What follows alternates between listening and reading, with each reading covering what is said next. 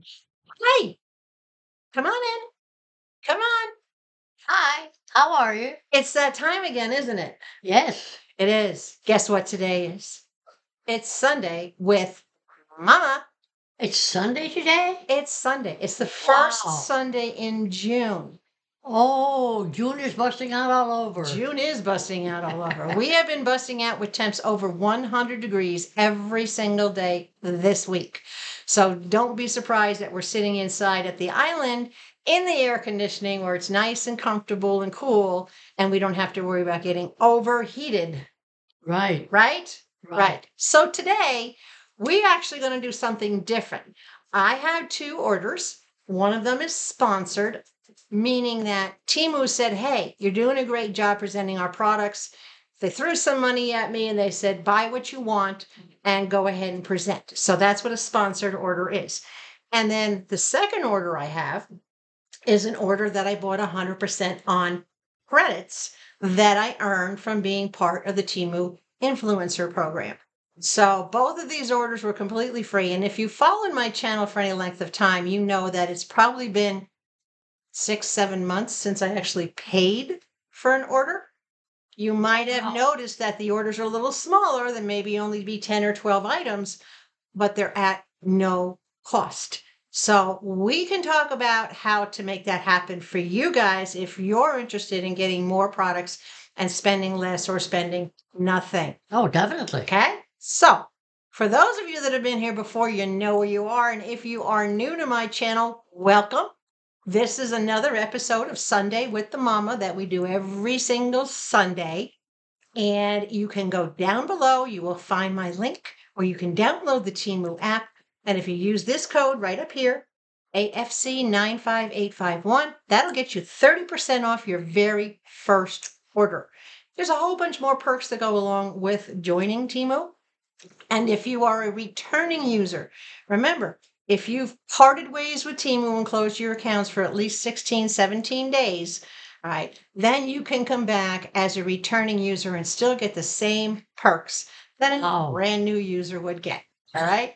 So let's get started with the very first bag. Mommy, you got the goodies over there. We're going to start with the sponsored haul. And I do want to say thank you to TEMU for sponsoring all these items and providing them to me so that I can pass this on to the members. Now, with a sponsored haul, prices and the links will all be down below, but I will try to give you a verbal on the prices. This I know was $10.49. Comes in a box. The box is crushed, but that's okay. You want to reach in there, Mama, see if you can pull that out while I hold the box? You can get it. Oh, that's pretty cool. Pull. All right. Got it. Wow. Good. Oh, there I go, forgetting the trash can again. This is a sprayer. This is a 15-inch extension. Hooks onto the end of the hose. It has a locking handle down here, so if you just don't want to keep squeezing it, you can actually lock it on. Huh. And this is where you can either turn off or turn on the water flow into the nozzle. So you don't have to, in other words, when you let go of it, you just turn this off and it shuts the sprayer off, but keeps the water in the hose. Very cool, nice. right? This has 11 different positions. See this arrow? It has 11 different positions. And I don't know if you can see the little dots on here. Those are all the dots of the positions. So if I take it and I start, I don't know if you can hear this click, but it clicks in every position. Click. It clicks every time you move it. And it can go all the way back up. So it doesn't matter if you're left-handed or right-handed, which area you want to go at, you have that comfort to be able to adjust it. You can see there's a little bit of curve in this so that it naturally flows down. This bar is not perfectly straight. It has a little bit of an arc to it. And the settings that you have on here, let's take a look. So it says shower and then soaker and bucket filler, which I love that one because the bucket filler is just a big solid stream of water. Rinse, power wash, and when this is power wash, that's hard, like if you had a regular handheld power wash thing. All right. And then mist and flat, and then back to shower. So you have a lot of different settings. And there's a little arrow right here on the very top, that little raised black arrow, so that you know what you're at. I love That's the pretty cool. construction. Yeah, very, very well made. There's the head.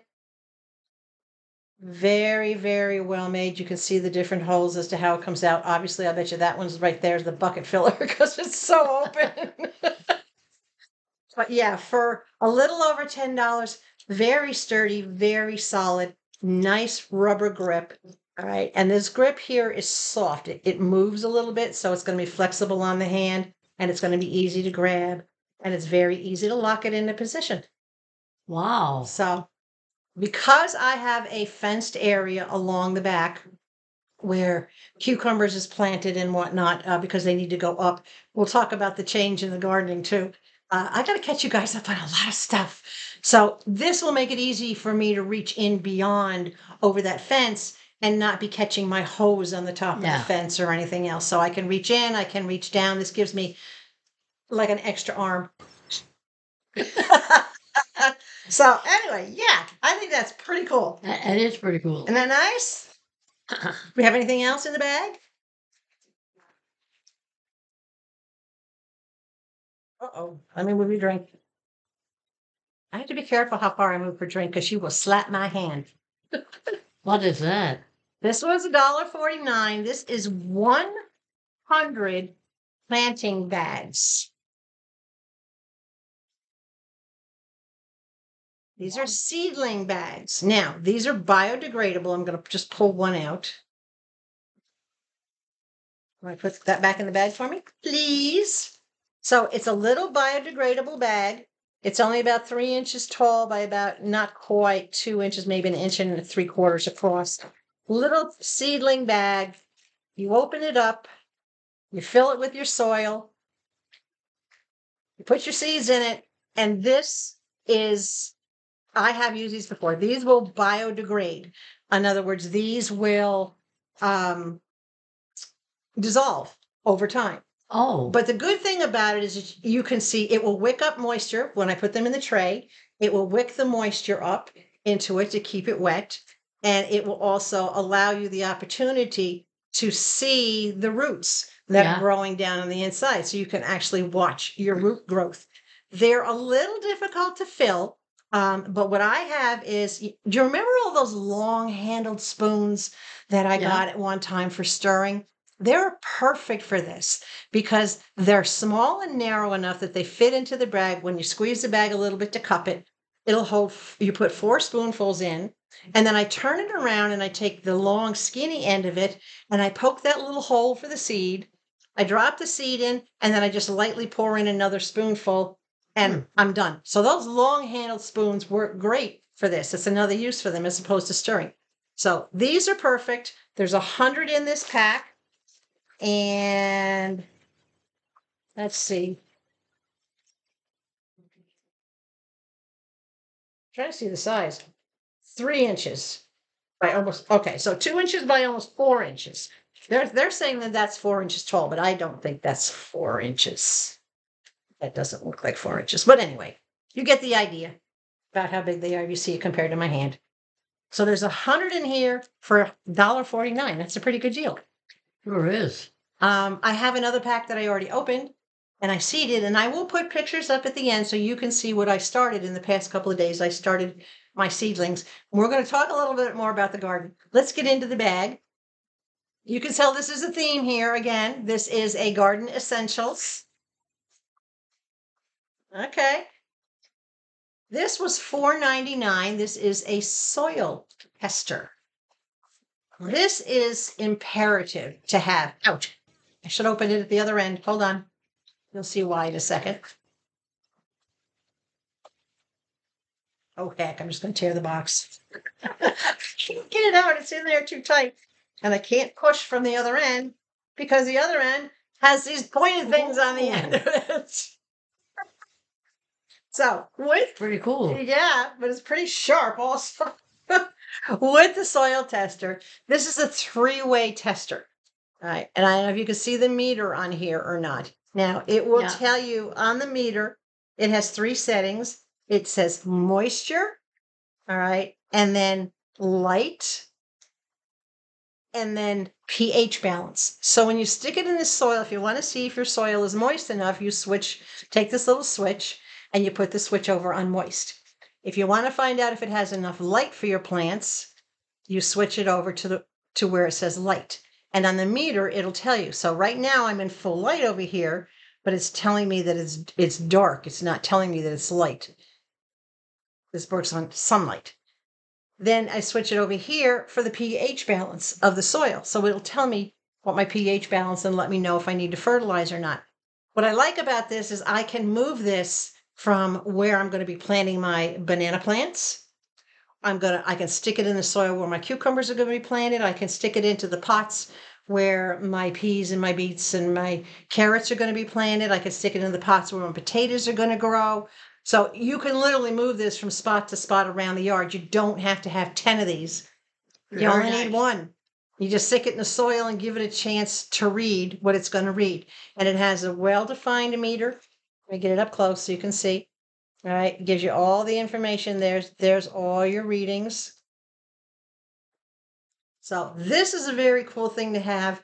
Even if you just have like an inside garden setup or a patio setup, potted plants, you don't have to necessarily use this in a big garden setup like, what I'm growing.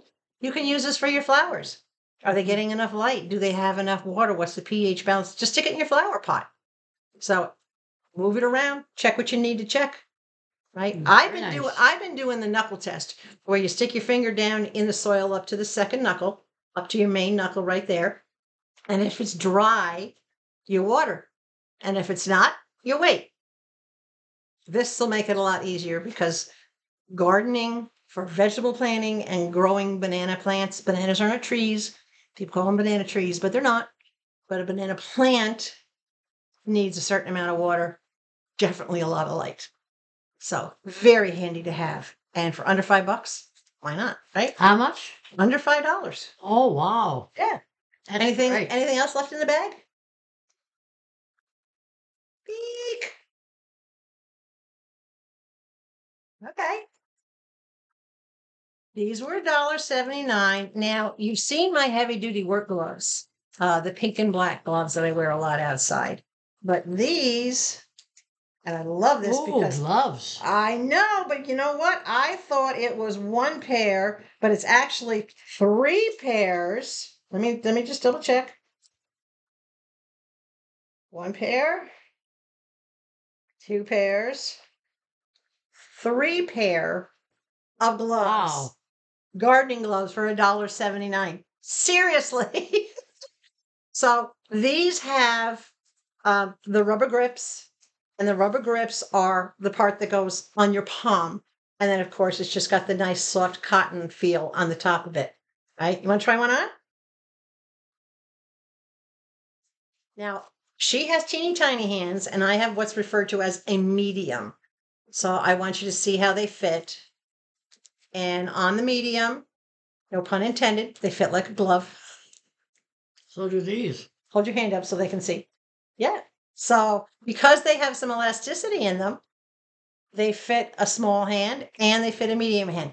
These would not fit a large hand. I don't know if they have them in a large size.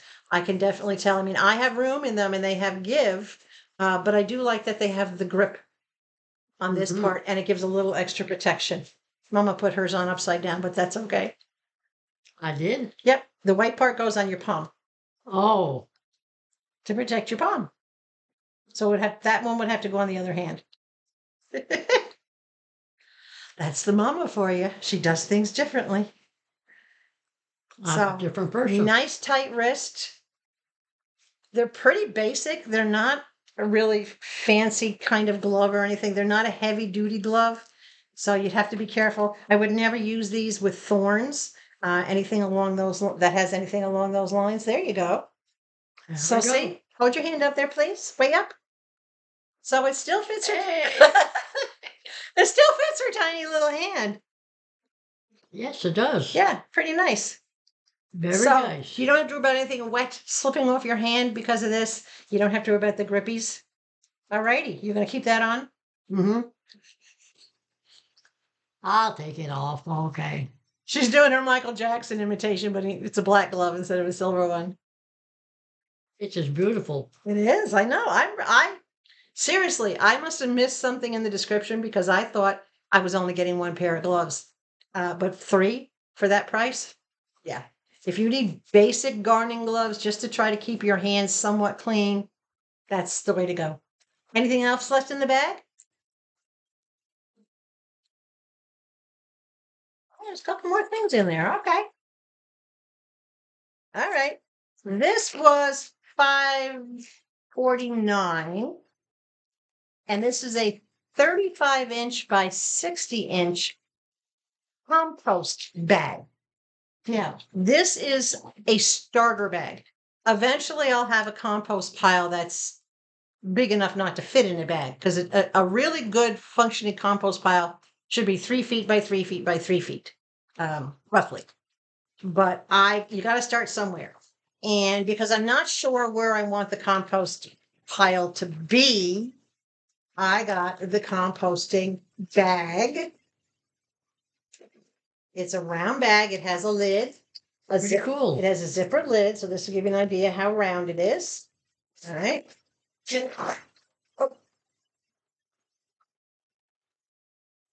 It's pretty decent size. It's about 3 feet, which is 60 meters or 60 centimeters rather. It does have an access panel on the bottom. So the compost, the best place to get your compost from is always the bottom of the pile. That's why when you're composting, you have to constantly turn your pile to keep your compost even. So as this bag gets filled, Very cool. right, to turn it, because it has a zipper lid, all I have to do is pick it up, roll it around a little bit, shake what's inside to turn it. But when I'm ready to pull some compost out, I can either pull it out from the bottom or I can just dump the whole thing. Yeah. They do have bigger ones than this, but again, this is a starter one. It has the zipper lid because you do need to generate some heat in there. All right. And for airflow, you can leave, I'm making sure the zipper works.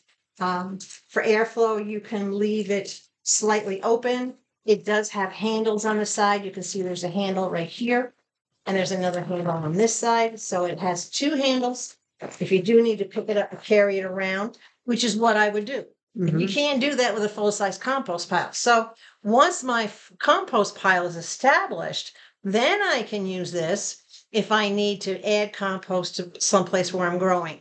And wow, yeah, we have a lot to talk about what's going on with the garden. So that you can understand why I need that. And I'm talking about carrying things around with it. So that's a pretty cool thing. For a couple of bucks, you just can't go wrong, right? Right. Is that root beer good? Mm-hmm. If you ever go to Dollar General or Dollar Tree, it doesn't matter because they both carry it. They have these packets in their drink mix section.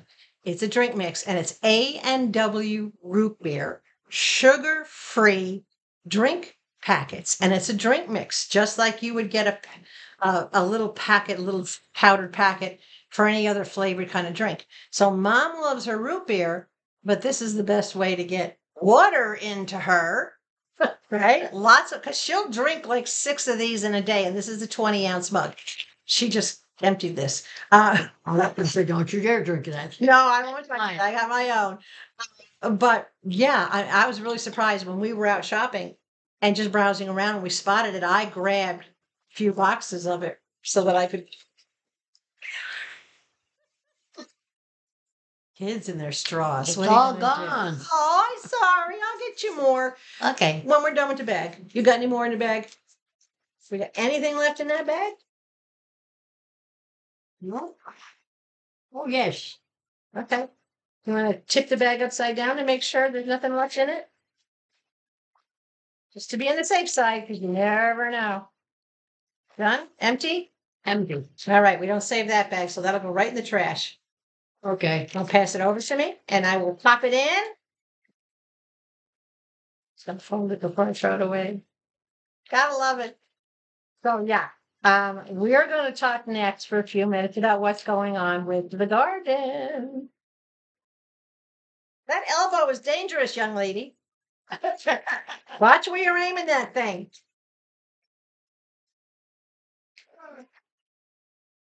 Thank you, ma'am. You're welcome. Very thorough job. All right, this was 579. And this is, how big is it? This is 107.6 square feet of insect netting. I wrote right over the size of it. It's 379 inches across and 393 inches long. Wow. Yeah, so that's over a little bit over 30 feet. This is, you've seen me get smaller pieces of this, but this is a big piece of insect netting. Wow. And yeah, Oh. and that's doubled, so it's even thinner than that when you take just a thin edge piece of it. This, because of the changes in what I'm doing with the garden, I needed a long piece of insect netting that I hadn't cut. The other ones I cut to fit the width where the corn and the watermelons and whatnot were going. But this I needed to be that wide because of the expanse and the angle that I have to have it on. And I have to let it drape, so I can't cut it. So we are going to talk about now. Now, insect netting is just not for insects. It'll keep birds off your veggies if you have anything planted in the ground or whatnot. It'll keep the birds away. So it won't keep the bunnies away. The only thing that'll keep the bunnies away is wrapping chicken wire around it or planting in a raised bed that's at least 2 feet tall.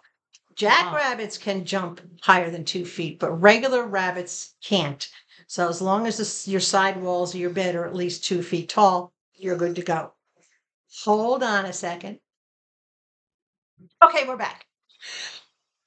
Wow. Poor Levi. I had to do a little dog disciplining in there. All right, let's take a minute to talk about the garden changes. Now, you all know I got the little greenhouse, and I showed you last weekend the pictures of the greenhouse frame and with the grow bags, excuse me, inside of it. Every Friday, literally around the corner from my house, a half mile, walking distance if I wanted to, a half mile from my house, every Friday, there is a farmer's market. And it is all locally grown private residents Wow. bringing their veggies and fruits and whatnot to market. All right. And they sell them really, really cheap. I mean, they could put the stores out of business if they wanted to. So in browsing through and walking through, of course, I was looking at the things that I would be growing. And I had conversations with each of these growers. And some of them were my neighbors that lived just down the street. And I didn't even know they were doing backyard gardening like I am, or like I'm trying to do. So I had conversations with about 6 or 7 different growers. And they all pretty much gave me exactly the same advice. The only thing that varied was based on the particular vegetable that they had grown versus a vegetable that somebody else had grown. So, in other words, the guy who was selling his beets and his radishes couldn't give me advice on the cucumbers, but the person who had the cucumbers and the other person who had cucumbers gave me exactly the same advice. So, here's the changes that are into place. Cucumbers love full sun. They are a summer crop down here in Arizona. And they can actually be grown all the way into November as long as the nights don't get below 50 degrees, right? So cucumbers have a really long season down here.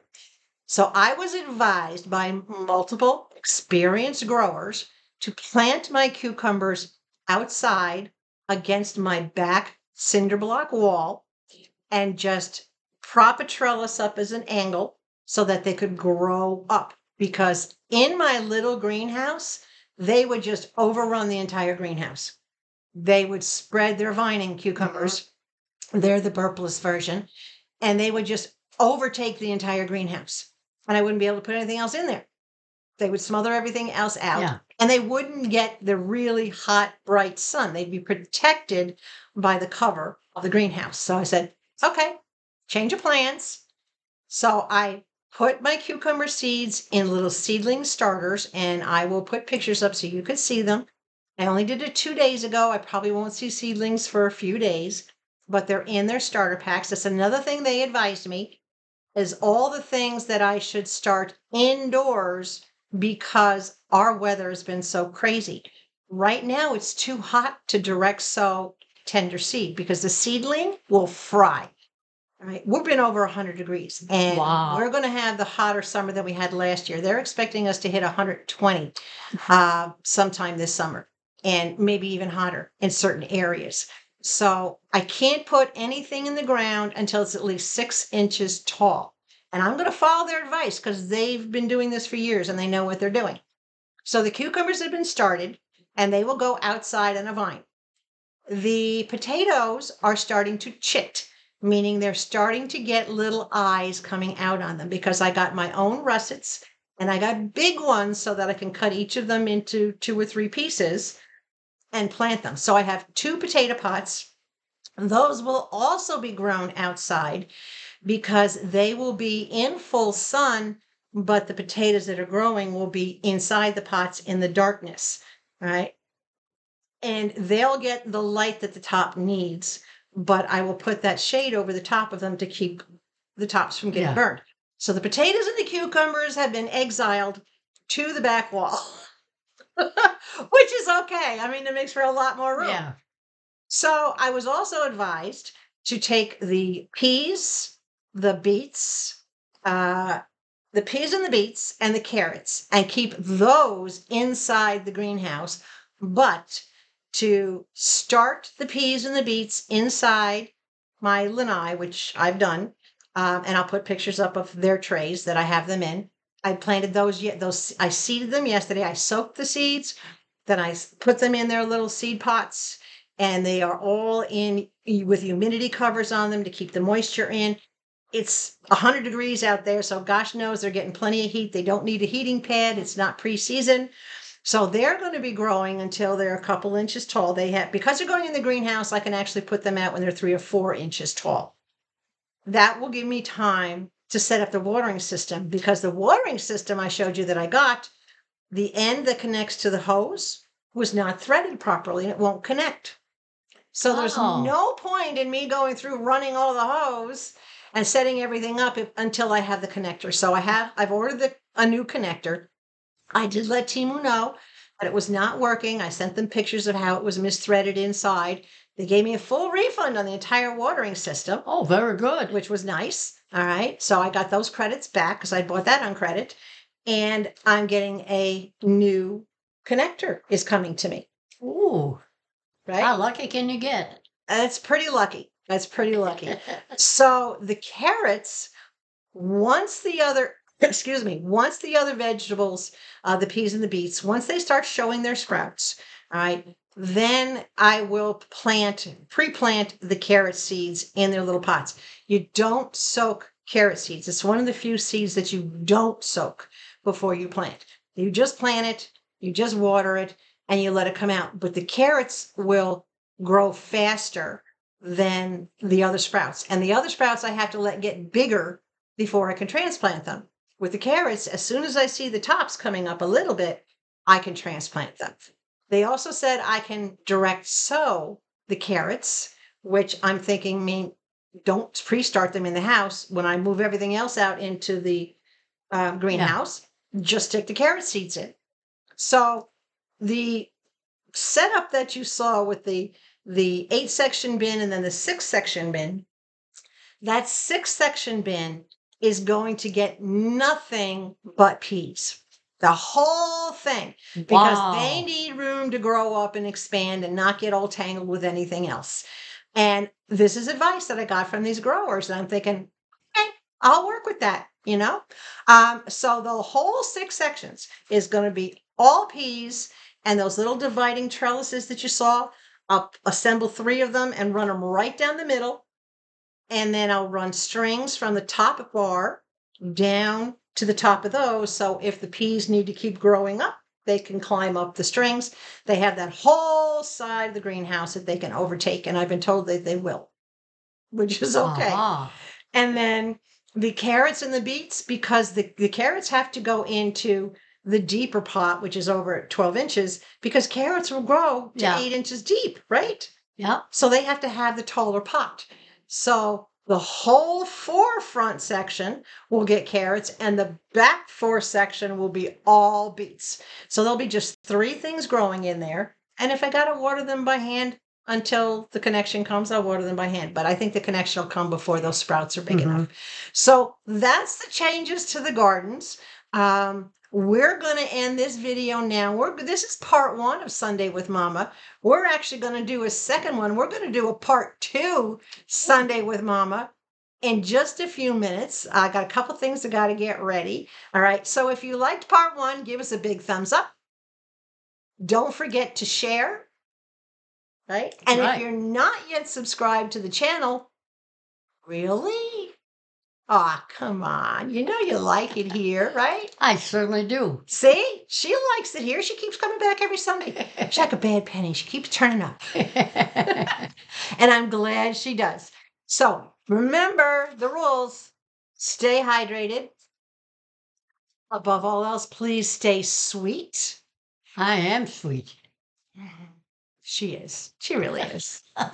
And we will catch you in just a few minutes with part 2 of Sunday with Mama. Bye for Very now. good. Bye.